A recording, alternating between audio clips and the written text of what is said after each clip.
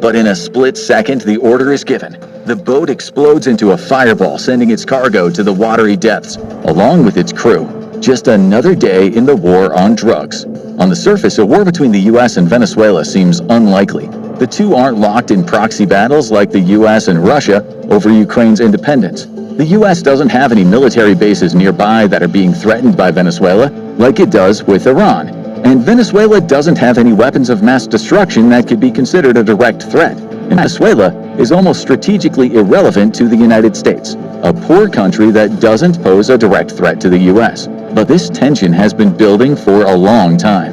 Presidents Donald Trump and Nicolas Maduro might be in the hot seat, but this conflict stretches back through their predecessors several times over.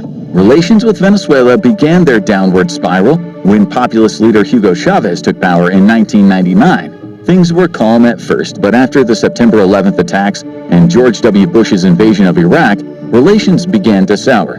Chavez became known for his fiery public denunciations of the United States, and tensions deepened. Still, he was popular and democratically elected, so he rode out the Bush years.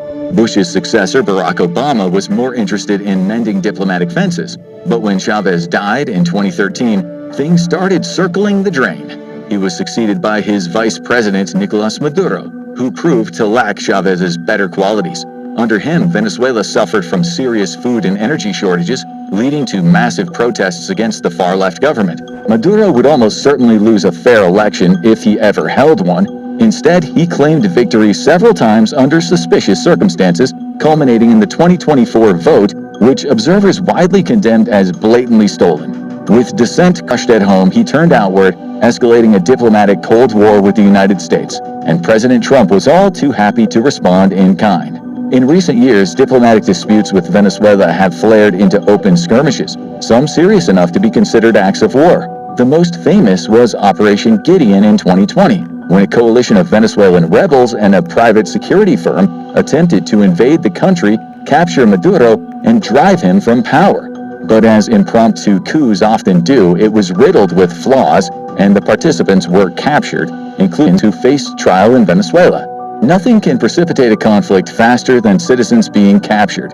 And as of 2025, the government estimated there were 9 wrongfully detained Americans in Venezuela. Tourism to the South American country is minimal, largely because of government safety warnings and widespread economic hardship.